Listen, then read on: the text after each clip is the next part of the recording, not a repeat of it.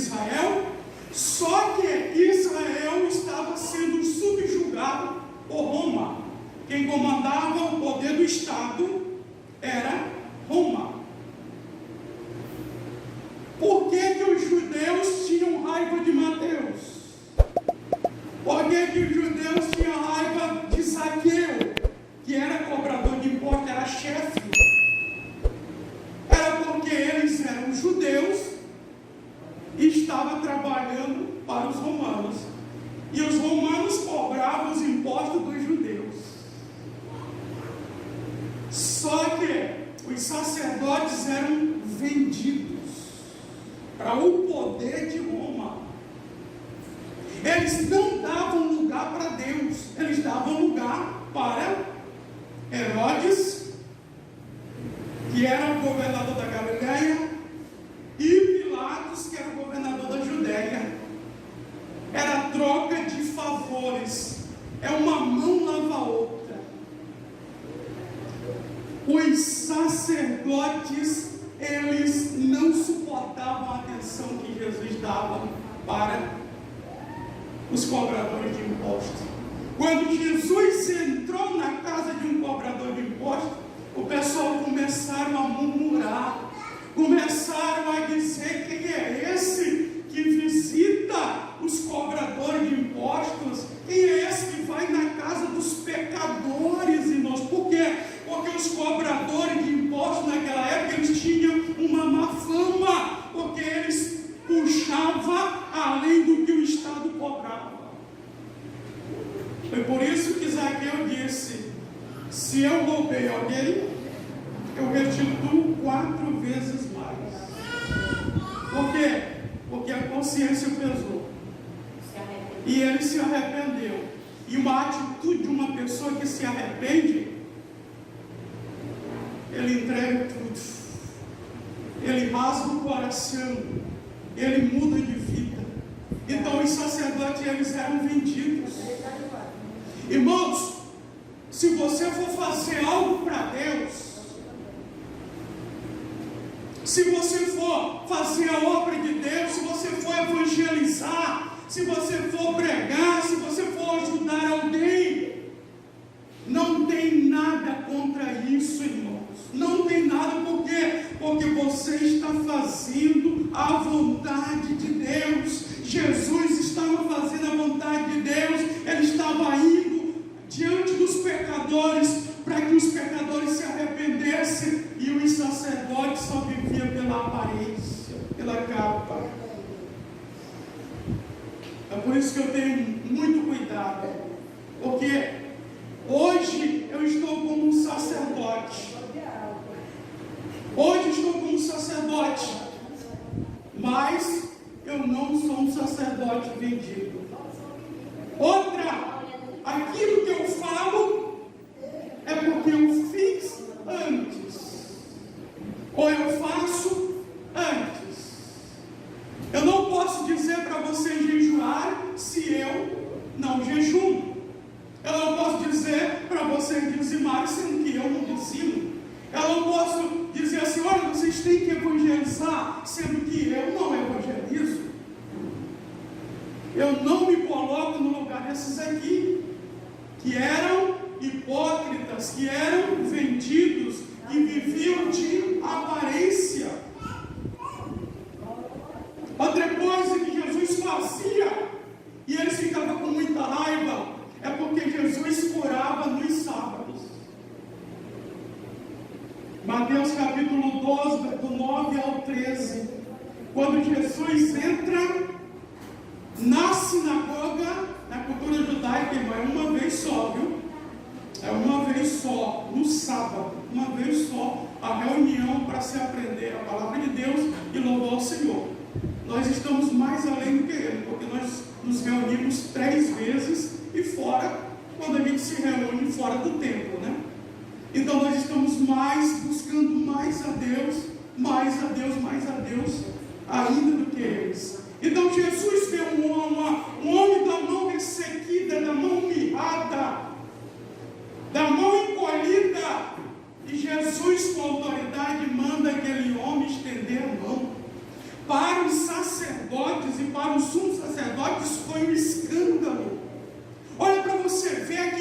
ponto o ser humano chega? Jesus fazendo o bem no sábado, e ele dizia que Jesus estava violando a lei de Moisés. Para você ver o que o ser humano faz. Ele curava nos sábados, porque para Jesus, irmão, fazer a obra dele, para Deus fazer a obra dele, para o Espírito Santo fazer a obra dele, não existe esse negócio de dia, irmão. Não existe esse negócio de hora. Um dia eu fui acordado 4 horas da manhã para expulsar um demônio. Não existe esse negócio de, não, está fora da congregação, não é de madrugada, não existe isso, não. Então Jesus curava no sábado, ele fazia o bem todos os dias. E ele quer fazer o bem na nossa vida todos os dias. Não se vincule, irmãos, é negócio de campanha. É por isso que eu não boto o nome de cartaz. No cartaz é negócio de campanha. Não, irmão, não existe isso. Para ele operar, ele pode operar quando ele quer, irmão. Na hora que ele quer. Da maneira que ele quer, no dia que ele quer. Pode ser aqui dentro, pode ser fora. Quem manda é ele. Quem disse é ele. Quem ordena é ele. Então ele curava no sábado.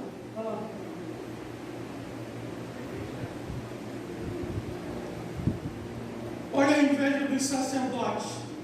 Jesus era contra. Jesus batia de frente. Denunciava a hipocrisia e falava com autoridade. Mateus capítulo 23, do 13 ao 29. Irmãos, para você ir contra a hipocrisia, você não pode ser hipócrita. Porque hipocrisia significa ator. É você interpretar um papel que você não vive na vida real. E sabe quantas vezes Jesus falou nesse capítulo para eles, para os saduceus, para os fariseus, para os sacerdotes? Ele falou 7 vezes: ai de vós hipócritas, ai de vós falsos, ai de vós. Irmãos, tomemos muito cuidado. A gente receber uma afronta dessa de um semelhante a nós. Um exemplo, se a gente viver na hipocrisia e alguém chegar a nos repreender, tem pessoas que se levantam contra. Agora imagine Jesus, que chegou perante os fariseus e os saduceus, que chegou perante os escribas, os homens que escreviam a palavra de Deus. Os fariseus eram aqueles que ensinavam. Chegou para eles e chamou eles de atores, chamou eles de falsos, chamou eles de hipócritas. Ai de vós, hipócritas. Jesus batia de frente. Ai de vós. Então tomemos cuidado. De tanto Jesus fazer o bem e de tanto Jesus ir contra eles, suscitou neles, levantou neles, dentro do coração deles. Eles passaram a querer a morte de Jesus. Lucas 13 e 31. Eles começaram a buscar o interesse para Pilatos, que era o governador da Judéia. Eles começaram a se reunir e dizer: olha, nós não queremos mais Jesus vivo. Ele é uma ameaça para nós. Esse tipo de pessoas, essas atitudes, essas ações acontecem no meio de nós hoje, irmãos. As pessoas, elas querem viver uma vida desregrada, elas querem viver uma vida de aparência, elas querem viver uma vida que não tem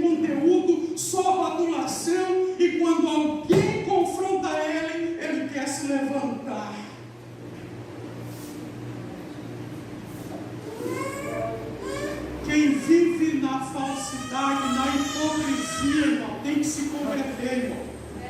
Tem que se converter.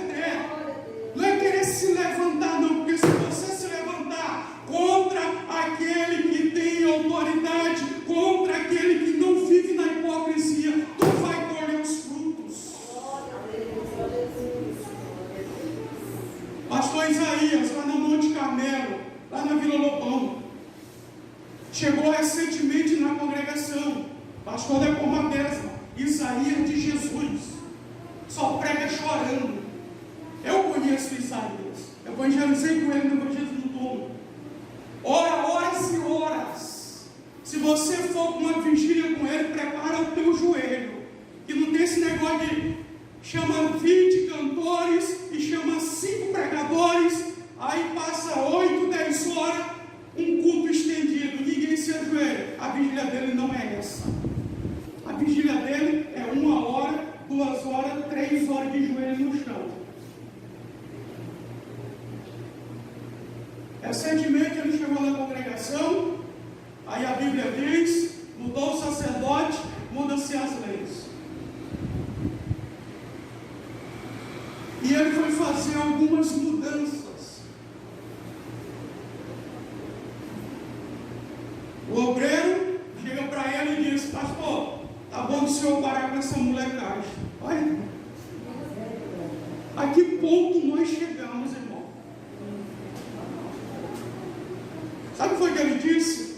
Ele nem esquentou, não. Quem vive debaixo da autoridade de Deus nem esquenta, não, irmão. Ele disse assim: olha, Deus vai ter que pesar entre mim e ti agora. Agora nós estamos dentro das balanças justas de Deus. Não foi isso que João falou no capítulo 31? Para Deus, pese-me nas tuas balanças fiéis. Agora nós estamos dentro da balança de Deus. Se eu estiver falando mentira, falsidade, a mão de Deus vai vir contra mim. Agora, se eu estiver errado, tu pode te preparar. Irmão, não foi um mês. Estava o velório do obreiro lá no Monte Carmelo. Os irmãos, quando a gente fala isso aqui, pensa que a gente está ameaçando. Não, o pastor está desabafando. Não, irmão, nós também te alertando. Nós estamos, por quê? Porque a Bíblia diz isso. Não toqueis nos meus profetas e nem maltrateis os meus ungidos. Não toquei nos meus ungidos e nem maltratei os meus profetas. Porque se você estiver errado e se levantar contra um homem de Deus e contra a mulher de Deus, tu vai pagar o preço. Pode ter certeza disso. Você vai colher o fruto, e é aqui na terra. É aqui na terra. É por isso que muita gente está doente e não sabe. É por isso que muita gente está na pendengue e não sabe. Porque por trás fala mal do líder, por trás fala mal da irmã, por trás fala mal da mulher do pastor, por trás fala mal da missionária, por trás fala mal de quem faz a obra. É Judas Iscariote. São os sacerdotes daquela época vendido falso. Por isso que Jesus batia de frente. Eles estavam vendidos com o sistema e Jesus não estava vendido, Jesus não era vendido.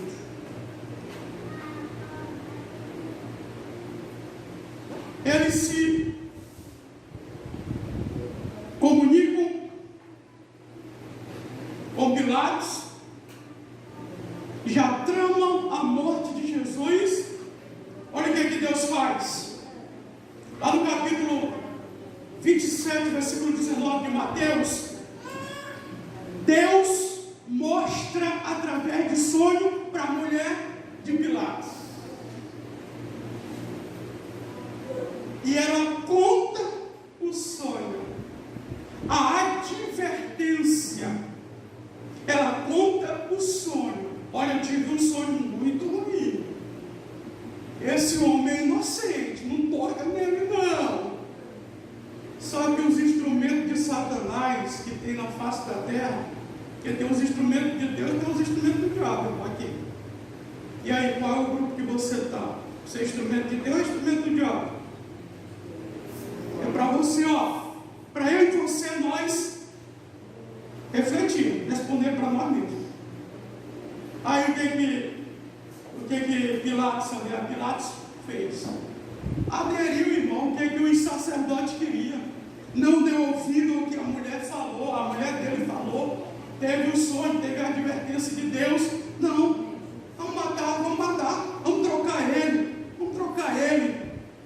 Aí vai ter a festa aí da Páscoa, e aí a gente tem Barrabás, que é um homicida, e aí a gente faz uma votação.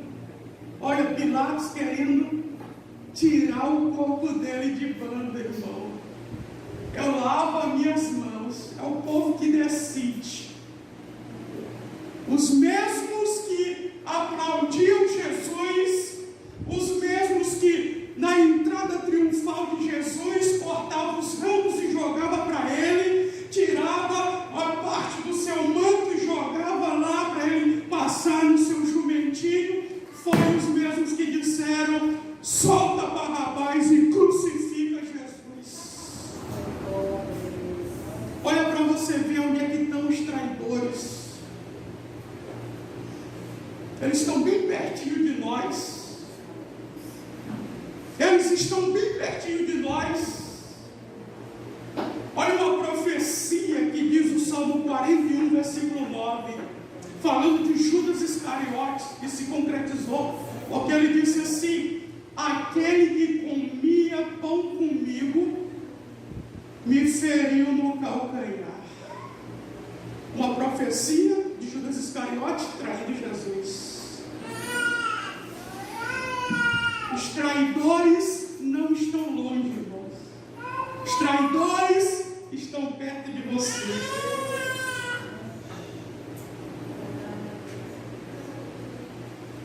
Aí naquele tempo tinha um problema. Herodes estava brigado com Pilatos.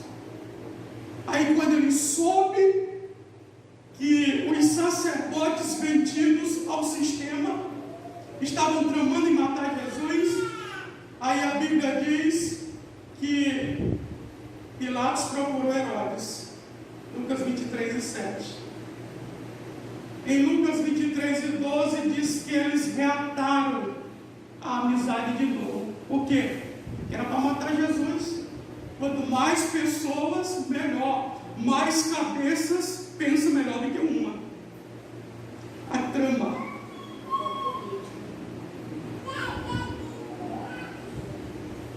A opinião pública era mais importante do que a consciência. Foi isso que eles fizeram. Colocaram para a população decidir. Aí o povo que não conhece a Bíblia diz: a voz do povo é a voz de Deus. Quem foi que disse isso? Nunca vi isso na Bíblia, não tem. A voz de Deus é que tem que ser a voz do povo. É diferente. É diferente. Então eles se coligaram e aí executaram. Em último lugar, para nós concluirmos, por que Jesus morreu? Em quinto lugar, por causa da ingratidão da multidão e da nossa ingratidão. A multidão foi ingrata. Mateus 27 e 20 pediram a morte de Jesus. Solta Barrabás e crucifica a Cristo. Porque todos pecaram e separados estão da glória de Deus. Romanos 3 e 23. Irmãos, coloque isso na sua cabeça. Deus, ele detesta uma pessoa ingrata. Se nós que somos seres humanos, nós fazemos algo, nós nos sacrificamos por alguém, e aquela pessoa adquire, recebe, e depois vira as costas para nós. Isso já aconteceu várias vezes conosco. A ingratidão. A gente fica assim, por que essa pessoa é tão ingrata assim? Imagine como é que fica o coração de Deus. Jesus curou 10 leprosos, só um voltou para agradecer. Irmãos, nunca seja uma pessoa ingrata. Nunca trilhe pelo caminho da ingratidão. Reconheça a gratidão de Deus. Reconheça o que Ele fez, o que Ele está fazendo e o que Ele fará na tua vida, na vida dos teus familiares e naquilo que você já tem nos teus bens. E aquilo que você há de adquirir ainda no futuro. Reconhece, seja uma pessoa grata, seja um coração agradecido, generoso e dizer: meu Pai, Tu me tiraste de um charco de lodo, lá do lamaçal, lá do pântano, lá das trevas, e me colocou lá na luz, me colocou em cima de uma rocha, trocou os palavrões que eu falava e colocou um cântico novo nos meus lábios. A multidão foram ingrata com Jesus. E muita gente hoje é ingrata com Jesus. Nunca seja uma pessoa ingrata, mas reconheça. Por isso que o salmista, ele escreveu o Salmo 103, que é de Davi: bendize, ó minha alma, ao Senhor, e tudo que há em mim, bendiga o seu santo nome.